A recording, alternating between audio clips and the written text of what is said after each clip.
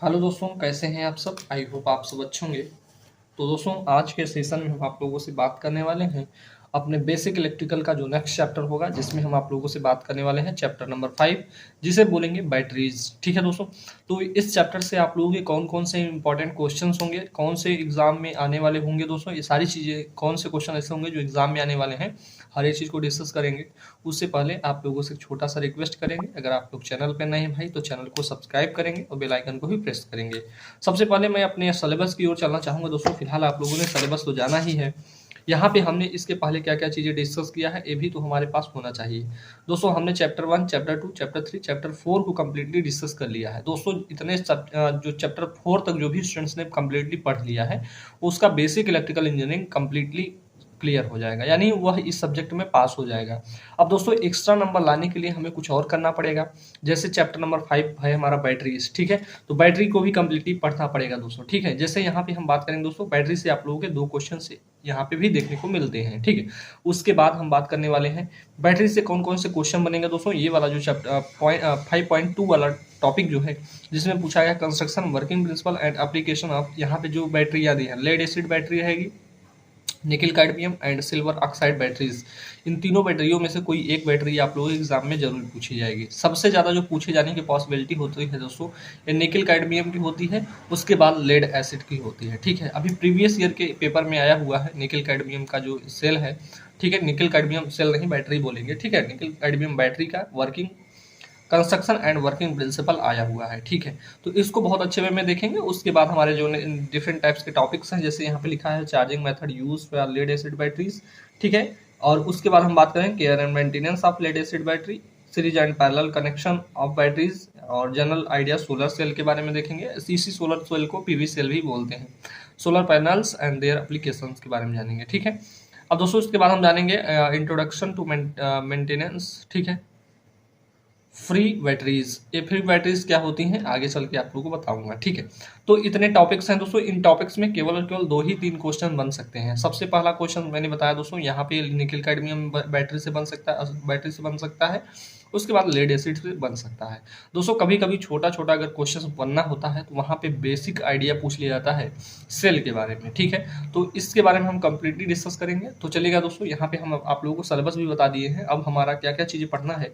और एक चीज़ मैं बता दूं दोस्तों कि यह जो क्लास है केवल आज ही होगी इस पे, उसके बाद आप लोगों की कंप्लीट क्लास जो होगी आपकी एप्लीकेशन पे होगी। ठीक है, तो उन सभी स्टूडेंट से रिक्वेस्ट है जो भी चाहते हैं कि हमारा जो है बेसिक इलेक्ट्रिकल कंप्लीटली हम पढ़ पाए दोस्तों, तो आप लोग कंप्लीट जाके एप्लीकेशन पे क्लास को इनरोल करिए। ठीक है, जल्दी से सभी स्टूडेंट्स क्लास को इनरोल कर लेंगे। अभी भाई बहुत टाइम बचा हुआ है आप लोगों के पास, नहीं तो ऐसा ना हो जाए कि आप लोग ऐसे ही करके 99 रुपए के चक्कर में आप लोग अपना सेमेस्टर बर्बाद कर लो। ठीक है, ऐसा होता है दोस्तों कि अभी आप लोग टेक्निकल के सब्जेक्ट पढ़ रहे हो, स्टार्टिंग है आप लोगों का टेक्निकल के सब्जेक्ट पढ़ने का। ठीक है, यहाँ से नहीं पढ़ोगे दोस्तों तो आगे चल के मशीन होगी और आप लोगों का पावर सिस्टम होगा, आगे चल के और भी बहुत सारे सब्जेक्ट्स होंगे जो आपको समझ में ही नहीं आएंगे। ठीक है, अगर बेसिक का अगर आप लोगों का हर एक पार्ट आप लोगों का क्लियर रहेगा तभी जाके आप लोग आगे कुछ परफॉर्म कर पाओगे। ठीक है, नहीं तो आप लोग कुछ भी नहीं समझ में आएगा और आप लोग घर चले जाओगे। ठीक है, चलिएगा दोस्तों, यहाँ पे हम बैटरी को डिस्कस करेंगे और आप लोगों से उम्मीद करता हूं कि आप लोग कोर्स को जरूर ज्वाइन कर लेंगे। ठीक है,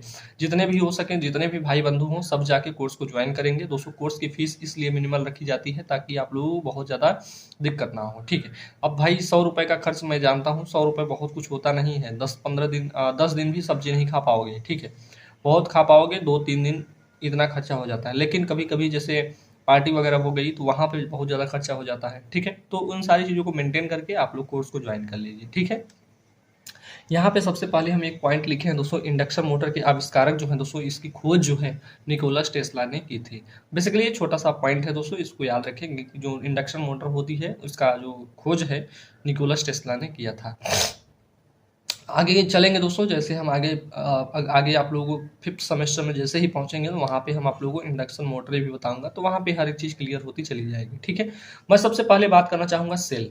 सेल होता क्या है दोस्तों, यह एक ऐसी रासायनिक युक्ति है जिसके द्वारा हम रासायनिक ऊर्जा का प्रयोग करके विद्युत ऊर्जा में परिवर्तन करके हम उसमें क्या करते हैं, विद्युत ऊर्जा का परिवर्तन कर लेते हैं, वही हमारा सेल कहलाता है। ठीक है, सेल का छोटा सा डेफिनेशन है, यहाँ पे इसको ध्यान दीजिएगा, आपको बहुत अच्छा वे में पता हो जाएगा। जैसे मैं बात करूंगा दोस्तों, यह एक ऐसी रासायनिक युक्ति है जिसके द्वारा रासायनिक ऊर्जा को विद्युत ऊर्जा में परिवर्तित किया जाता है या बदला जाता है। ठीक है, यही हमारा सेल कहलाता है। क्या कहलाएगा दोस्तों? यही मेरा सेल कहलाएगा। अब दोस्तों एक सेल जो होगा उसमें क्या क्या हमारे गुण होने चाहिए, यानी उसके क्या क्या एडवांटेज होने चाहिए, ये तो आप लोगों को पता होना चाहिए। गुण की बात करेंगे दोस्तों, कोई सेल होगा उसका एडवांटेज क्या क्या होना चाहिए। पहला पॉइंट इसमें लिखा है, यह आकार में लघु यानी स्मॉल होते हैं। ठीक है, आकार में छोटे छोटे तो सेल होते हैं भाई। ठीक है, उसके बाद बोल दे दूसरा पॉइंट लिखेंगे दोस्तों, कम स्थान घेरता है, यानी सेल जो होगा दोस्तों स्थान को कम घेरेगा। नेक्स्ट पॉइंट जो रहेगा दोस्तों, भार में हल्का होता है, इसको भी ध्यान रखेंगे, यानी वेटलेस होता है, इतना भी वेटलेस नहीं होता है लेकिन वेट होता है, हल्का होता है बहुत। ठीक है, टिकाऊ तथा दीर्घायु वाला होता है, बहुत सारे छोटे छोटे सेल्स जो होते हैं घड़ियों में लगने वाले। ठीक है, जैसे सोनाटा हो गया, टाइमेक्स हो गई, और भी बहुत सारी टाइटन्स की हो गई, बहुत सारी घड़ी में जो सेल लगते हैं दोस्तों, ये हमारे छोटे छोटे ही सेल होते हैं, लेकिन इनकी आयु जो होती है बहुत ज़्यादा होती है। ठीक है, तो इस बात को भी ध्यान रखेंगे दोस्तों। ये पॉइंट आप लोगों के लिए इंपॉर्टेंट रहेगा कि इसका जो इंटरनल रेजिस्टेंस होता है लो होता है, यानी सेल का इंटरनल रेजिस्टेंस कितना होगा? लो होगा। इसका हाई ईएमएफ की बात की जाएगी दोस्तों, ईएमएफ जो होगा हाई होगा।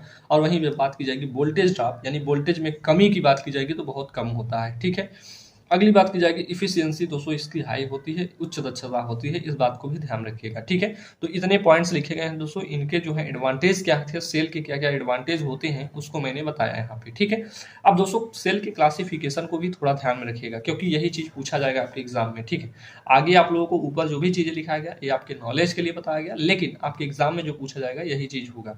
सबसे पहले आप लोगों को डेफिनेशन लिखना होगा सेल के बारे में, सेल के बारे में उसके बाद लिखना है सेल दो प्रकार के होते हैं, एक प्राइमरी सेल होगा, एक सेकेंडरी सेल होगा। कुछ इस प्रकार से आपको एग्जाम में लिखना होता है। ठीक है, अब सर प्राइमरी सेल का क्या होता है और सेकेंडरी सेल क्या होता है, इसके बारे में बताइएगा। ठीक है, तो दोस्तों यहाँ पे सिंपल सा भाषा में मैं बोलना चाहूँ कि जो प्राइमरी सेल होता है इसको बार बार हम चार्ज नहीं कर सकते हैं। ठीक है, यानी यह रिचार्जेबल नहीं होता है। कौन? Primary cell. यानी कहने की बात है, जो हमारा प्राइमरी सेल होगा इसको केवल एक ही बार यूज करेंगे, उसके बाद हम फेंक देंगे। ठीक है, इसको फिर से चार्ज नहीं किया जा सकता। जैसे आपकी घड़ी में जो सेल लगा होता है दोस्तों, सेल को क्या आप चार्ज कर पाते हो? बोलेंगे नहीं सर। तो उस सेल को क्या करते हैं? चेंज करवा लेते हैं। ठीक है, तो वही चीज़ बोला गया है। ठीक है, लिखा गया पहला पॉइंट, इसको ध्यान रखिएगा, बहुत ही सिंपल वे में लिखा गया है, बहुत ही बड़ी लैंग्वेज को मैंने नहीं लिया है। ठीक है, इसमें क्या लिखना है? इसको एक बार ही प्रयोग किया जाता है या प्रयोग किया जा सकता है। ठीक है, यानी प्राइमरी सेल को केवल और केवल एक बार ही यूज कर सकते हैं, इसको चार्ज नहीं किया जा सकता, मतलब इसको फिर से एनर्जाइज नहीं किया जा सकता। ठीक है, कहने की बात यह है कि एक बार इसको अगर अपने सेटअप में लगा दिए और यह कम्प्लीटली डिस्चार्ज हो गया तो फेंक देंगे। ठीक है, देखिए दोस्तों प्राइमरी सेल कौन कौन से होते हैं, यहाँ पे एक छोटा सा ट्रिक लिखा है, साले सूडे। ठीक है, क्या लिखा है? साले सूडे। ठीक है, साले सूडे से क्या क्या चीजें हमें देखने को मिल जाती हैं, यही सारे जो होते हैं दोस्तों प्राइमरी सेल के अंतर्गत आ जाते हैं। कभी कभी आप लोगों से एग्जाम में पूछा जा सकता है निम्नलिखित में से प्राइमरी सेल कौन से हैं। ठीक है, तो दोस्तों यहाँ पे प्राइमरी सेल को आप लोग इस ट्रिक से याद रखेंगे, साले सूडे से आप लोगों को याद हो जाएगा। सा से हो जाएगा दोस्तों साधारण सेल, ले से आप लोग लैक्लांसी सेल होता है, सू से शुष्क सेल हो जाएगा, डे से डैनियल सेल। ठीक है, डेनियल या डैनियल बोला जाता है, ऐसा आप लोग देखने को मिल जाएगा। ठीक है, तो दोस्तों ये था आप लोगों का प्राइमरी सेल। प्राइमरी सेल के बारे में आई होप इतनी बातें आप लोग लिख पाओगे एग्जाम में। ठीक है, अगर आप लोगों से पूछा जाता है तो प्राइमरी सेल के बारे में ऐसे ही लिखना है। ठीक है, जैसे मैंने लिखवाया है। ठीक, अगर दोस्तों इस प्रकार से आप लोग लिखते हो तो नंबर अच्छा खासा मिलने की पॉसिबिलिटी होती है। ठीक है, दूसरी बात की जाएगी सेकेंडरी सेल। सेकेंडरी सेल क्या होता है सर? इसको हम बार बार यूज कर सकते हैं, यानी बार बार इसको प्रयोग किया जा सकता है। कहने की बात है दोस्तों, यह हमारा होगा जो हमारा है सेकेंडरी सेल जो है, इसको हम चार्ज कर सकते हैं, यानी यह रिचार्जेबल होगा। ठीक है, कौन? हमारा सेकेंडरी सेल, यानी बार बार इसको चार्ज करके हम यूज करते रहेंगे। सर ये बताइए कि जब हम इसको बार बार यूज कर रहे हैं तो क्या इसमें हमारा कुछ डिसएडवांटेज भी होता होगा? जी हाँ भाई, जो इलेक्ट्रोलाइट्स होंगे उनमें थोड़ा बहुत क्या होता है, कमियाँ आती है, फिर से हम इसमें इलेक्ट्रोलाइट भर देते हैं। सर इलेक्ट्रोलाइट क्या होता है? वैद्युत अपघट्य होता है मेरे भाई। अब वैद्युत अपघट्य क्या होता है? जो उसमें डालने जाने वाली रासायनिक युक्ति होती है, रासायनिक केमिकल्स होते हैं, उन्हीं को हम अपघट्य बोलते हैं, यानी उन्हीं को हम इलेक्ट्रोलाइट बोलते हैं। ठीक है, आई होप इतनी बात क्लियर हो गई होगी। ठीक, एग्जांपल्स की बात करेंगे दोस्तों, जैसे हम सेकेंडरी सेल में बात करेंगे कौन कौन से हमारे सेकेंडरी सेल होंगे, तो यहाँ पे है दोस्तों एसिडिक स्टोरेज सेल, जिसमें लेड एसिड बैटरी आ जाएगी। उसके बाद हमारा है एल्कलाइन स्टोरेज सेल है। एल्कलाइन स्टोरेज सेल में हमारा आ जाएगा निकिल है दोस्तों, निकिल आयरन एल्कलाइन होगा और निकिल कैडमियम एल्कलाइन होगा। तो दोस्तों दोनों, यहाँ पे हम एसिडिक की बात करेंगे तो वहाँ पे लेड एसिड बैटरी आ जाएगी, और एल्कलाइन में हम बात करेंगे तो निकिल आयरन एल्कलाइन हो जाएगा, उसके बाद निकिल कैडमियम हो जाएगा। ठीक है, तो दोनों हमारे क्या है, एल्कलाइन मतलब होता है क्षारीय। ठीक है, एसिडिक मतलब होता है अम्लीय और एक होता है क्षारीय। ठीक है, 2 प्रकार के हमारे सेल देखने को मिल जाते हैं। ठीक है दोस्तों, तो इतनी बातें आप लोग को ध्यान रखना था। ठीक है, आगे की बात करना चाहेंगे तो अगला हमारा जो होगा, यहाँ पे हम बात करना चाहेंगे दोस्तों, ये टॉपिक जो मैंने अभी डिस्कस किया दोस्तों, एग्जाम के पॉइंट ऑफ व्यू से इंपॉर्टेंट था। ठीक है। अब बात की जाएगी दोस्तों, हम बैटरी के बारे में बात करते हैं। बैटरी होता क्या है दोस्तों? बहुत सारे सेल जो होते हैं, बहुत सारे सेल को हम अगर कनेक्ट कर देते हैं, चाहे सीरीज में कनेक्ट करें चाहे पैरेलल में कनेक्ट करें, तो उससे हमारा जो बनने वाला संयोजन होगा दोस्तों, उसको हम बैटरी कहेंगे। कहने की बात है दोस्तों, बहुत सारे ग्रुप में अगर हमारे सेल रखे गए हैं और उनके संयोजन को यानी उनको कनेक्शन कर दें, तो वही मेरा बैटरी कहलाता है। ठीक है, इतनी बात आप लोगों को ध्यान रखना है। बहुत छोटा सा डेफिनेशन लिखा है, सेलों के संयोजन को बैटरी कहते हैं, यानी group of cell is called हमारा बैटरी कहलाएगा। ठीक है दोस्तों, इस बात को भी ध्यान रखिएगा। बहुत छोटा सा डेफिनेशन लिखा गया है। बेसिकली ये आपके एग्जाम में नहीं पूछा है, कॉम्पिटेटिव एग्जाम्स में पूछे जाते हैं कि बैटरी डेफिनेशन पूछ लिया जाता है, निम्न में से बैटरी का कंप्लीट डेफिनेशन है। ठीक है, तो यहाँ पे यही चीज आप लोगों को लिखना होता है। अब दोस्तों, आपके एग्जाम में जो आने वाला सबसे इंपॉर्टेंट क्वेश्चन होता है, जिसे हम बोल रहे हैं दोस्तों लेड एसिड बैटरी के बारे में। हमने बोला था दोस्तों, आज के सेशन को हम केवल आज का केवल ही लेक्चर यहाँ पे यूट्यूब पे होगा, बाकी जो क्लासेस होंगी दोस्तों आपके एप्लीकेशन पे होंगी, इस बात की गारंटी मैं देता हूँ। ठीक है, नहीं तो एप्लीकेशन वाले स्टूडेंट बोलते हैं सर हमने यहाँ पे क्लास ज्वाइन कर लिया है और आप क्लासेस तो यूट्यूब पे ही सारी दे रहे हैं, तो हमें क्यों ज्वाइन करवाया? तो भाई आज की बस क्लास यहाँ पे हो रही है। ठीक है, मैं बात कर रहा हूँ यहाँ पे लेड एसिड बैटरी के बारे में। ठीक है, तो लेड एसिड बैटरी के बारे में क्या क्या चीज़ें ध्यान रखनी है, सबसे पहले यहाँ पे छोटा सा डेफिनेशन लिख लेते हैं। लिखना है कि वह बैटरी जो रासायनिक ऊर्जा को विद्युत ऊर्जा में परिवर्तित यानी कन्वर्ट करने हेतु स्पॉन्ज लेड का मतलब होता है छिद्रयुक्त शीशा। ठीक है, स्पॉन्ज लेड का मतलब क्या होता है? छिद्रयुक्त शीशा। यानी कहने की बात है वह लेड मतलब कि छिद्रयुक्त शीशा यानी स्पॉन्ज लेड वह लेड परऑक्साइड का उपयोग करती है। ठीक है, यानी ये हमारा लेड एसिड क्या क्या चीज़ें इसमें होती है दोस्तों, मतलब क्या क्या चीज़ों को क्या क्या चीज़ों में कन्वर्ट कर रही है, वही चीज़ यहाँ पे लिखा गया है। ठीक है, मतलब कि क्या क्या चीज़ें हो, स्पॉन्ज लेड व लेड परऑक्साइड का प्रयोग करती है लेड एसिड बैटरी, या इसी को हम बोलते हैं दोस्तों एक्यूमुलेटर संचायक, या एक्यूमुलेटर मतलब संचायक बैटरी कहलाती है। ठीक है दोस्तों, तो ये हमारा था लेड एसिड बैटरी का डेफिनेशन। या फिर इतना नहीं लिखना चाहते हो तो लिखेंगे वह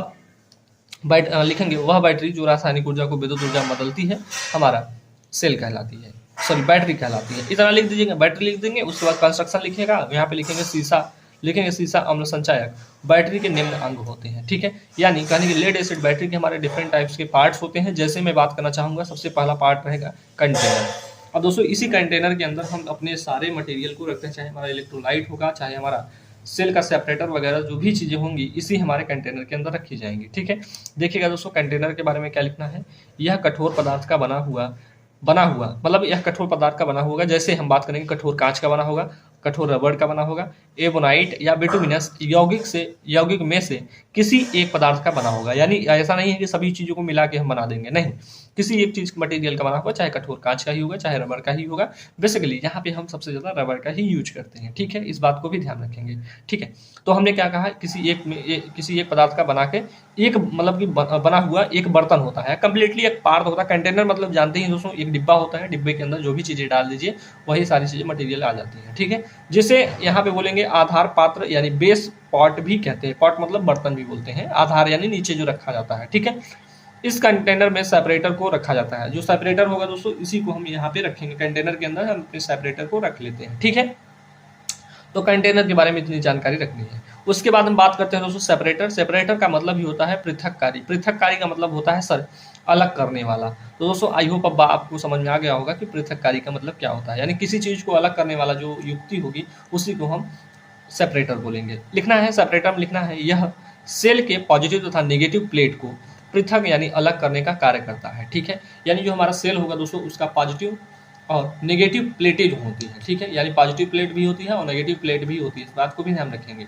किसी सेल में 2 टर्मिनल होते हैं, एनोड होता है कैथोड होता है। एनोड वाला जो होता है उसी को पॉजिटिव टर्मिनल बोलते हैं या पॉजिटिव प्लेट बोलते हैं, या जो नेगेटिव टर्मिनल होता है या नेगेटिव प्लेट होता है उसे हम कैथोड बोलते हैं। ठीक है, इस बात को भी ध्यान रखिएगा, ताकि प्लेट जो है दोस्तों आपस में शॉर्ट सर्किट ना हो सके, इसलिए हम क्या करते हैं सेपरेटर में अपने positive plate and negative plate को रखते हैं। ठीक है, चलिएगा दूसरा पॉइंट अगर आप लोगों को लिखना है दोस्तों, तो इसमें लिखिएगा कि यह एक उपचारिक लकड़ी, छिद्रयुक्त कठोर रबर की शीट, ठीक है, पोर्सलिन, फाइबर ग्लास तथा अन्य कठोर विद्युत रोधी पदार्थों में से किसी एक पदार्थ का बना होता है। यानी इन सभी में से किसी एक मटेरियल से हम ये अपने जो हमारा सेपरेटर है इसको बना लेते हैं। ठीक है, देखिएगा सेपरेटर काफ़ी छिद्र युक्त होना चाहिए, यानी उसमें बहुत सारे छेद होने चाहिए दोस्तों, ताकि प्लेट के मध्य अवघट्ट का विसरण हो सके। यानी विसरण मतलब फैलाव, यानी जैसे दोस्तों छिद्र युक्त बनाएंगे दोस्तों, जैसे मान लीजिए ये हमारा पेपर है, ठीक है, पेपर पे आप बहुत सारे छिद्र कर देंगे दोस्तों, और इसमें इलेक्ट्रोलाइट जो होगा यानी वैद्युत रासायनिक पदार्थ जो होंगे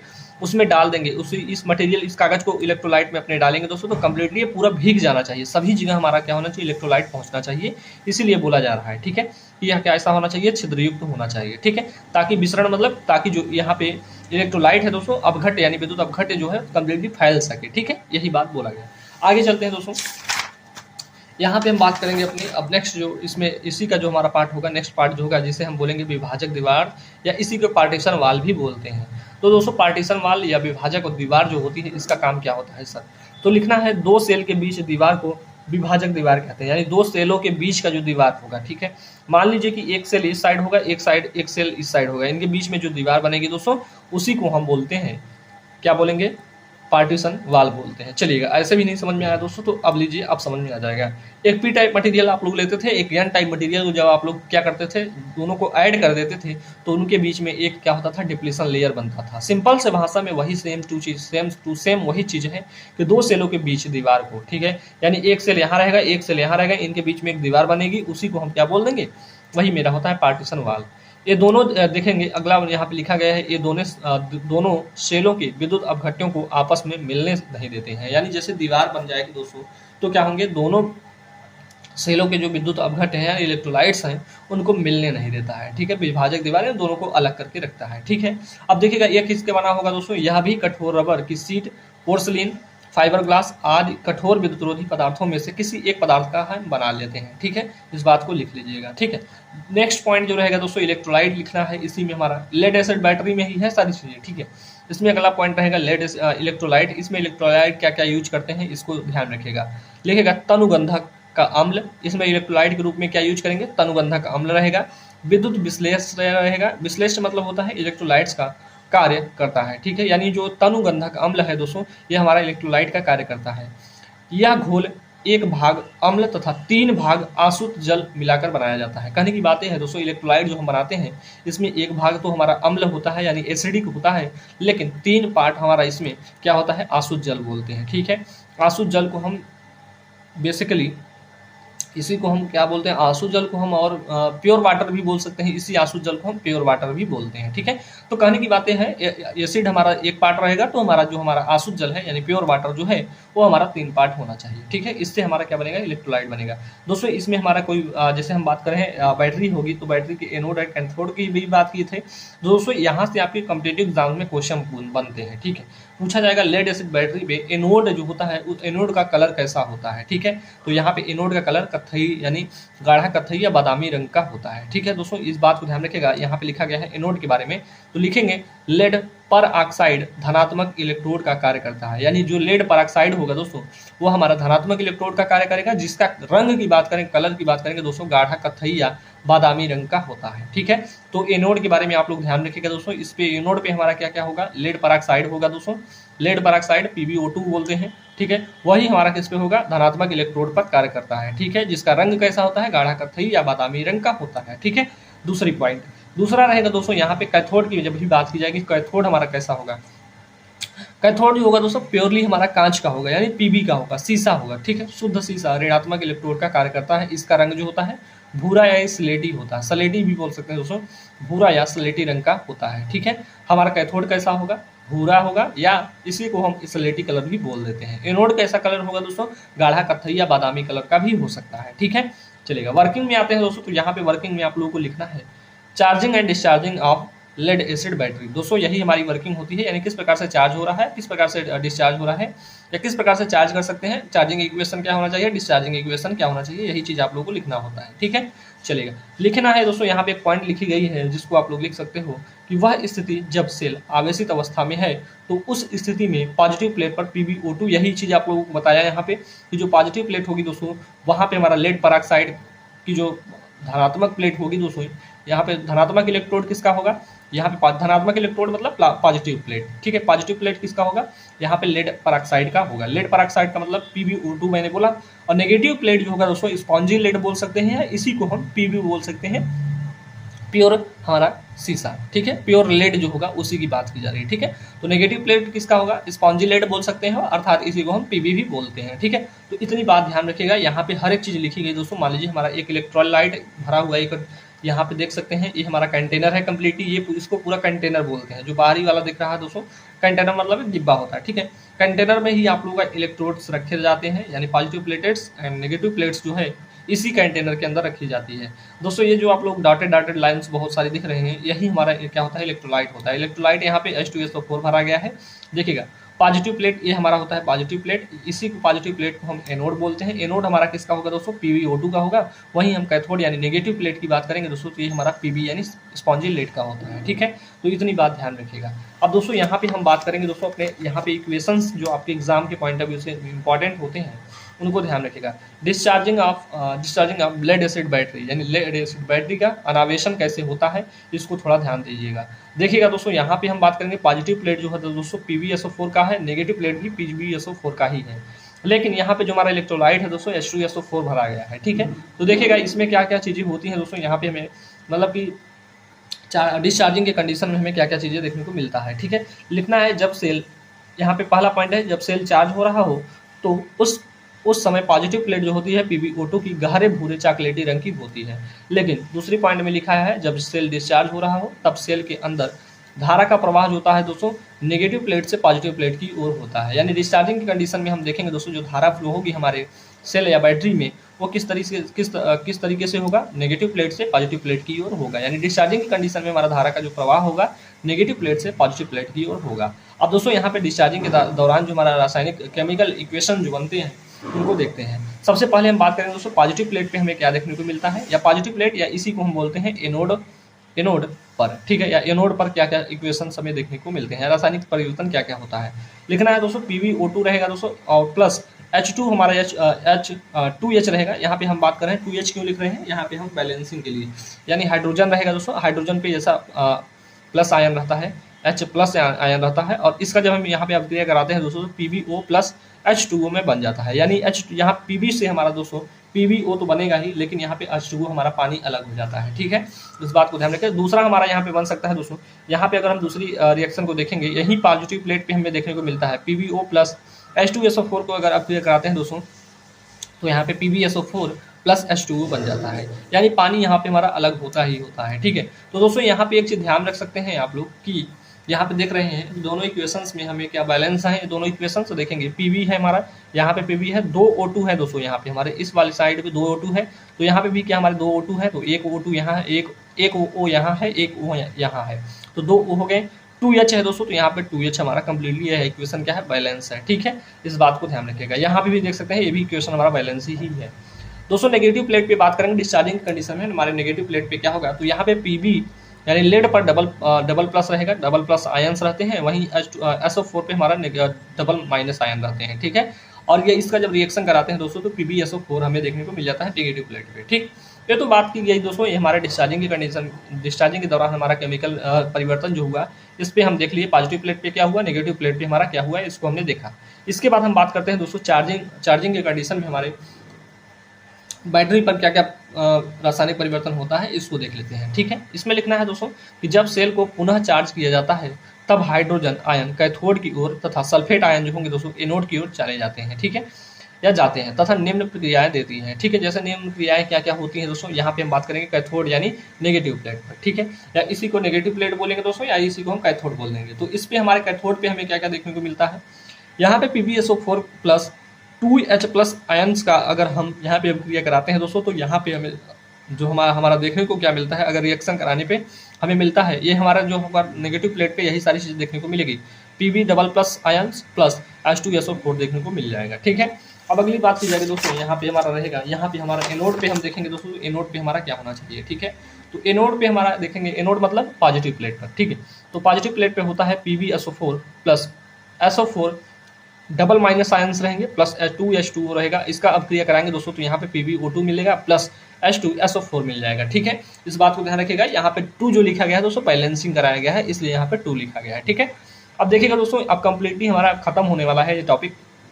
लिखना है इस प्रकार सेल आवेशित हो जाता है तब एनोड तथा कैथोड क्रमशः PbO व Pb बन जाते हैं। यानी जैसे हम इस पूरी प्रक्रिया यानी पूरे कंप्लीट यहाँ पे हम केमिकल रिएक्शंस को करा लेते हैं तो जो है एनोड हमारा PbO2 का बन जाता है और कैथोड हमारा Pb का बन जाता है। ठीक है, इस प्रकार आवेशित होने पर सेल में निम्न परिवर्तन होते हैं। ठीक है, यानी जो हमारा जो सेल चार्ज हो जाता है तो निम्न परिवर्तन होता है। यानी चार्जेस सेल पे हमें क्या क्या परिवर्तन देखने को मिलता है। यहाँ पे पहला पॉइंट है दोस्तों, पॉजिटिव प्लेट गहरे भूरे चॉकलेटी रंग की PbO2 की तथा नेगेटिव प्लेट जो है दोस्तों हल्के स्लेटी Pb की हो जाती है। ठीक है, इस बात को भी ध्यान रखिएगा, मोस्ट इंपॉर्टेंट पॉइंट रहेगा दोस्तों एग्जाम के पॉइंट ऑफ व्यू से, यह मोस्ट इंपॉर्टेंट है। ठीक है, मैं यहाँ पे अभी इसको मोस्ट इंपॉर्टेंट लगा देता हूँ। ठीक है, देखिएगा यह आपके एग्जाम में बहुत बार पूछा गया है, इसलिए मैं बोल रहा हूँ। पॉजिटिव प्लेट जो होगी दोस्तों यहाँ पे गहरे भूरे रंग की या चॉकलेटी रंग की हो जाएगी, और वहीं हम बात करेंगे Pb जो होगा तथा Pb नेगेटिव प्लेट जो है दोस्तों, नेगेटिव प्लेट मेरी जो रहेगी ये हमारा हल्के स्लेटी रंग या इसी को हम Pb कलर की हो जाएगी। ठीक है, तो ये आपके एग्जाम के पॉइंट ऑफ व्यू से इंपॉर्टेंट था, इसको ध्यान रखिएगा। दूसरा पॉइंट यहाँ पे लिखा गया है दोस्तों, दूसरा पॉइंट में ध्यान रखिएगा, चूंकि आवेशित करते समय यानी चार्जिंग करते समय गंधक जो होता है दोस्तों गंधक का अम्ल बनता है। ठीक है, इसलिए विद्युत अपघट्य का विशिष्ट घनत्व बढ़ जाता है, यानी स्पेसिफिक डेंसिटी हमारी इस Pb जो लेड एसिड बैटरी होती है इसकी स्पेसिफिक जो डेंसिटी है बढ़ जाती है। ठीक है, देखिएगा दोस्तों, मैं यहाँ पे अब बात करता हूँ चार्जिंग की कंडीशन में। चार्ज जब हमारा हो रहा है तो इस स्थिति में हमारा जो एनोड होता है दोस्तों, यही वाला टर्मिनल जो होता है एनोड होता है, इसी को हम पॉजिटिव प्लेट बोलते हैं। ठीक है, एनोड हमारा किसका होगा दोस्तों, PbO2 का होगा। वहीं हम बात करेंगे कैथोड वाला टर्मिनल जो होगा हमारा Pb का होगा। दोस्तों इसी से हम क्या करते हैं, यहाँ पे हमारा एक दो टर्मिनल निकालते हैं, एनोड वाला टर्मिनल एंड कैथोड वाला टर्मिनल। ठीक है, दोनों से हमारा क्या हो जाएगा, एक पॉजिटिव टर्मिनल एक नेगेटिव टर्मिनल मिल जाएगा। यहाँ से हम क्या करते हैं, अपने जो भी डिवाइसेस हैं उनको चलाने का काम कर लेते हैं। ठीक है, चलेगा। इसकी एप्लीकेशंस की बात की जाएगी दोस्तों, यहाँ तक आप लोगों के लिए बहुत ही इंपॉर्टेंट था दोस्तों, एग्जाम में पूछा जाएगा। ठीक है, एप्लीकेशन की बात की जाएगी दोस्तों तो एप्लीकेशन बहुत ही सिंपल वे में इसको लिख सकते हैं। पहला एप्लीकेशन रहेगा दोस्तों, यहाँ पे है ऑटोमोबाइल विमान आदि की स्टार्टिंग प्रकाश व्यवस्था के लिए किया जाता है। यानी इसका यूज कहाँ कहाँ पे किया जा रहा है, ऑटोमोबाइल विमान आदि के स्टार्टिंग प्रकाशन व्यवस्था में, यानी लाइटिंग, जब हमें लाइटिंग व्यवस्था करनी होगी तो वहाँ पे भी हम अपने लेड एसिड बैटरी का यूज करेंगे। इसका उपयोग डीजल इंजन जनरेटिंग सेट शुरू करने के लिए भी किया जाता है। ठीक है, नेक्स्ट पॉइंट रहेगा दोस्तों, इसका उपयोग ट्रेन लाइटिंग सिग्नलिंग और एसी ये नहीं है, अल्टरनेटिंग करंट नहीं है दोस्तों, एयर कंडीशनिंग की बात की जा रही है। ठीक है, यानी वातानुकूलन की बात की जा रही है। ठीक है, वातानुकूलन के लिए भी किया जाता है। ठीक है, ट्रैक्शन सिस्टम में आपातकालीन बैटरी के रूप में भी इसका यूज किया। ट्रैक्शन सिस्टम मैंने आप लोगों को नहीं बताया दोस्तों, ध्यान में रख लीजिएगा थोड़ा। ट्रैक्शन सिस्टम हम उसे बोलते हैं दोस्तों जो कि हमारा पटरी पे चलने वाला सारे काम होते हैं। ठीक है, ट्रैक्शन सिस्टम वही होता है, पटरी मतलब रेलगाड़ी जिसमें चलती है भाई वही पटरी होता है। ठीक है, तो ये था दोस्तों कम्प्लीटली हमारा लेड एसिड बैटरी। और यहाँ तक आप लोगों को यहाँ पे जो भी क्लासेस हुई हैं, ये इसके बाद की जो क्लास होगी दोस्तों, यहाँ पे रहेगा मेरा निकल कैडमियम सेल के बारे में बात करेंगे या निकल कैडमियम बैटरी के बारे में ध्यान रखेंगे। ठीक है, ये अभी आपके एग्जाम के पॉइंट ऑफ व्यू से इंपॉर्टेंट रहेगा। दो ही टॉपिक आपके एग्जाम में बनते हैं। ठीक है, पहला रहेगा हमारा लेड एसिड बैटरी से, दूसरा रहेगा हमारा निकल कैडमियम बैटरी से। ठीक है, तो इसके आगे की जो क्लासेस होंगी आप लोगों के एप्लीकेशंस पे होंगी दोस्तों। जल्दी से आप लोग सभी स्टूडेंट्स क्या कर लेंगे, क्लास को इनरोल कर लेंगे। और दोस्तों अगर आप लोगों को क्लास को इनरोल करने में कोई भी प्रॉब्लम हो रही है तो आप लोग पूछ सकते हो कि सर यहाँ पे ऐसे मुझे डाउट आ रहा है। हर एक चीज़ आप लोगों को डिस्कस कर ली जाएगी। ठीक है, जल्दी ही आप लोगों का चैप्टर 5 जो है कंप्लीट करा दिया जाएगा दोस्तों। चैप्टर 5 जल्द से ही कंप्लीट होगा। उसके बाद हमारा शुरू हो जाएगा हमारा एनालॉग इलेक्ट्रॉनिक्स को शुरू कर देंगे। ठीक है, एनालॉग इलेक्ट्रॉनिक्स में बहुत सारी क्लासेस जो है अभी नहीं लगी हैं, अभी बेसिक इलेक्ट्रिकल इंजीनियरिंग को ही देखा जा रहा है। तो यहाँ पे बेसिक आप लोगों को जल्द ही कंप्लीट हो जाएगा दोस्तों, इसकी गारंटी मैं लेता हूँ। ठीक है, आप लोगों को क्या करना है, वीडियो को लाइक करना है, चैनल पे नए हैं तो चैनल को सब्सक्राइब भी करेंगे। दोस्तों अपने दोस्तों जो है, जो भी आपके दोस्त भाई बंधु हैं, सखा सहेली हैं, सबके पास शेयर कर देंगे। ठीक है, और दोस्तों क्लास को सभी स्टूडेंट ज्वाइन कर लेंगे, डिस्क्रिप्शन में आप लोगों को लिंक मिल जाएगा। ठीक है, चलिएगा दोस्तों आज के लिए इतना ही रखते हैं और मिलते हैं आप लोगों से नेक्स्ट लेक्चर में। तब तक के लिए जय हिंद, जय भारत।